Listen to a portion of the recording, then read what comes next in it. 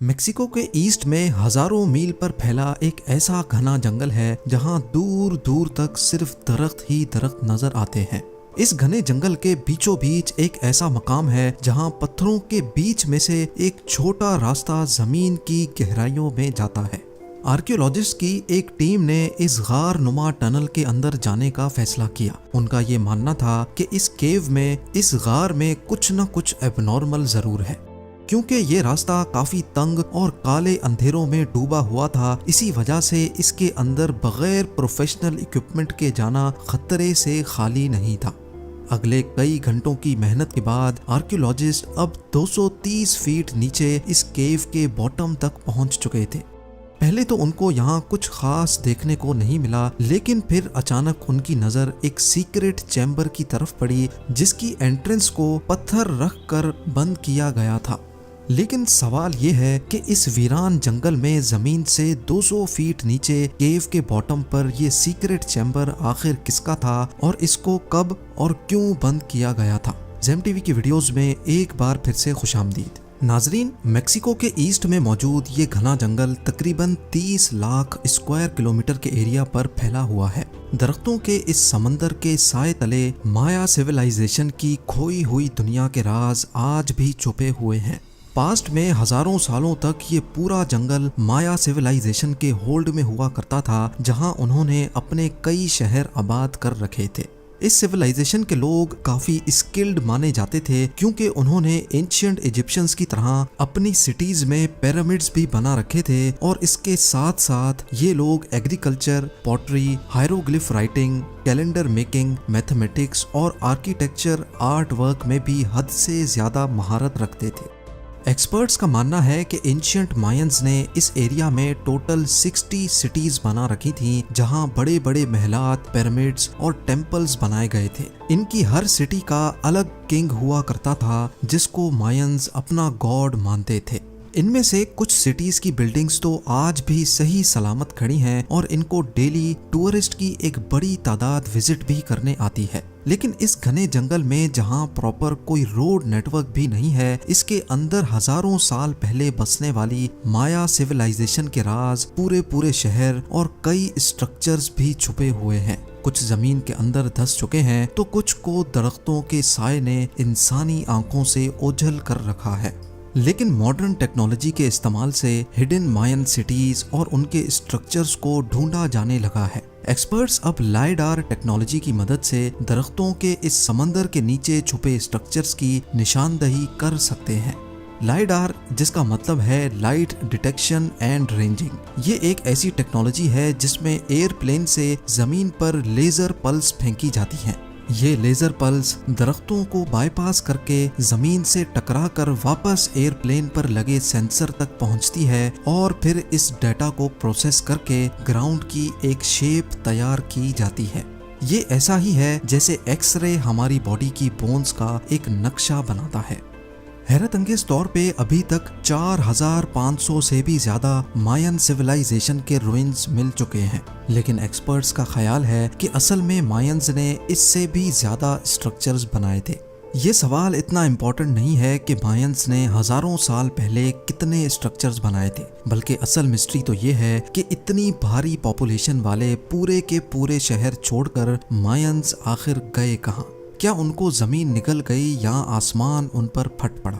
इतने स्किलफुल होने के बावजूद भी वो कौन सी ऐसी चीज में कमजोर पड़ गए थे जो आज उनका इस जगह पर नामो निशान भी नहीं है।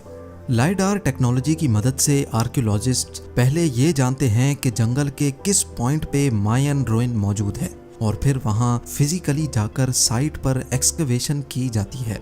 गल्फ ऑफ मेक्सिको के करीब युकाटान रीजन में आर्कियोलॉजिस्ट को मायंस के एक छोटे गांव के रुइंस मिले। इस गांव को कीवीक कहा जाता है, जहां एक लोकल किंग ने ईयर 800 में, यानी आज से 1200 साल पहले 20,000 पत्थरों को काटकर 30 फीट ऊंचा एक पिरामिड बनाया था।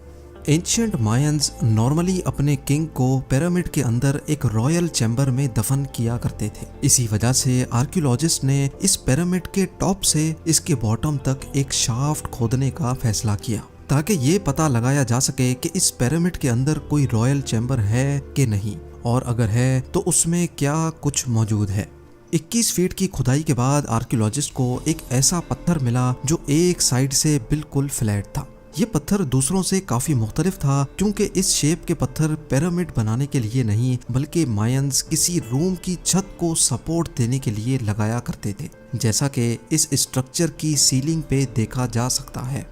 ये खास पत्थर इस चीज की निशानी थी कि इस पिरामिड के अंदर भी कोई टूम्ब बनाया गया था। मजीद खुदाई के बाद आर्कियोलॉजिस्ट को आखिरकार वो चीज मिल ही गई जिसकी तलाश थी। हैरत अंगेज तौर पे पिरामिड की बेसमेंट पर एक कमरे की फाउंडेशन और कुछ स्टेयर्स देखी गई।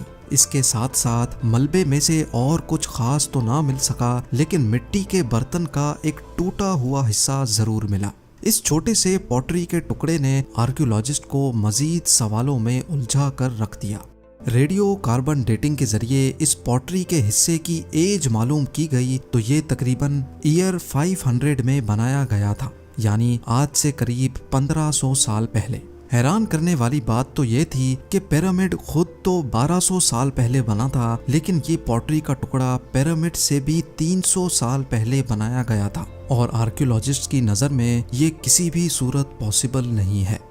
ऐसा क्यों पॉसिबल नहीं, ये जानने के लिए हमें हिस्ट्री का रुख करना पड़ेगा। हिस्ट्री से मालूम पड़ता है कि युकाटान का ये हिस्सा नदरन माया में शुमार किया जाता था और ईयर 500 में जब पिरामिड के अंदर का ये चैम्बर बनाया गया था तब मायंस यहाँ आए ही नहीं थे। तो अब सबसे बड़ा सवाल ये खड़ा हुआ कि अगर मायंस ने ये रॉयल चैम्बर नहीं बनाया था तो आखिर किसने बनाया था।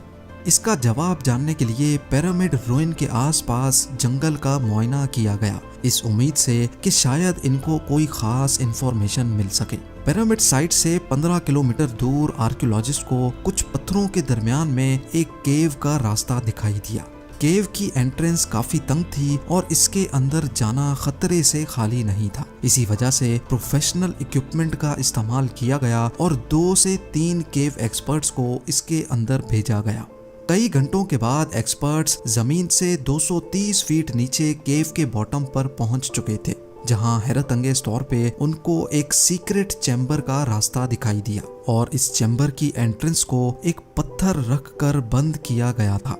जब चैम्बर की एंट्रेंस को खोला गया तो अंदर वो कुछ देखने को मिला जो किसी के वहमो गुमान में भी नहीं था।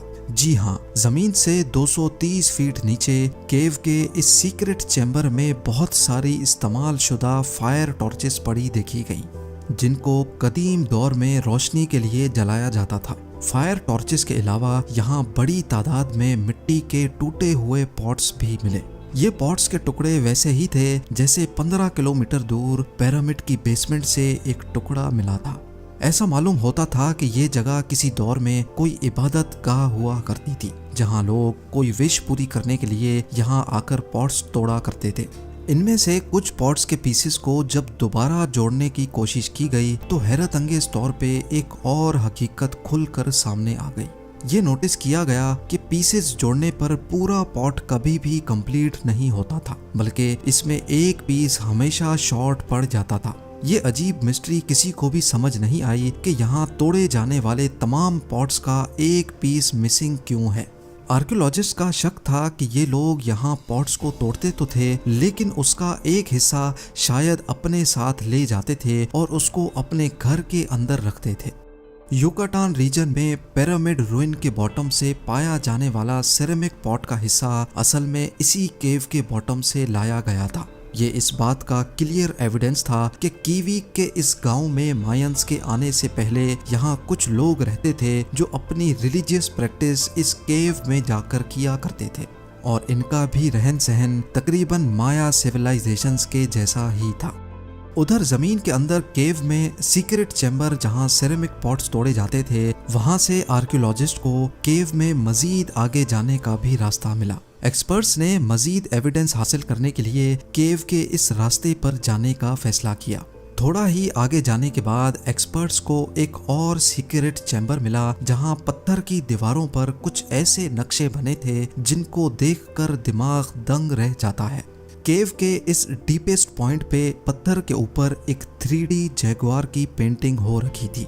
ना सिर्फ इतना बल्कि दीवारों पर एक और पेंटिंग में जैगुआर को हिरन का शिकार करते भी देखा गया।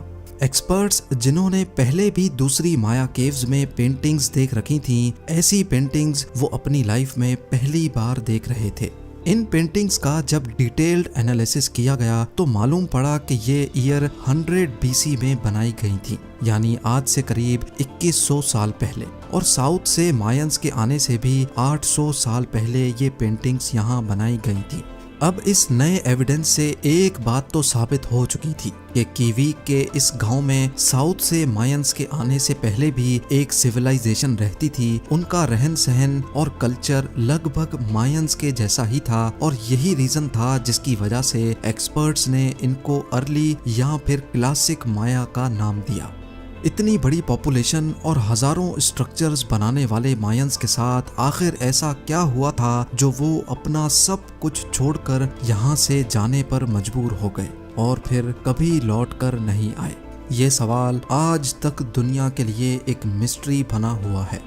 उम्मीद है जेम टीवी की ये वीडियो भी आप लोग भरपूर लाइक और शेयर करेंगे। आप लोगों के प्यार भरे कमेंट्स का बेहद शुक्रिया। मिलते हैं अगली शानदार वीडियो में।